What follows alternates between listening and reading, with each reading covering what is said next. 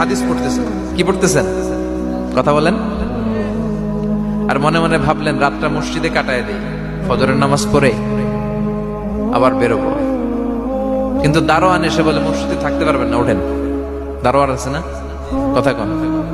আহমদ ইবনে হাম্বল বললেন আমি শুধু রাতটা থাকতে চাই, আমি তো ফজরেরও মুসল্লি, ফজর নামাজ পড়বো তো এই মসজিদে, আমার থাকতে দাও। দারোয়ান তো দেয় না, কেন?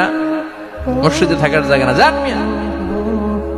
উনি যে আহমদ ইবনে হাম্বল এটা চিনে নাই, থাকতে দেয় না। কি করবে এখন? উনি কাঁথা গুছিয়ে হাদিসের কিতাব নিয়ে কাঁধের মধ্যে ব্যাগ নিয়ে মসজিদ থেকে বেরোয় গেলেন। কি আর করবে, প্রচন্ড শীত, আর কাঁপতেছেন, বুড়ো মানুষ।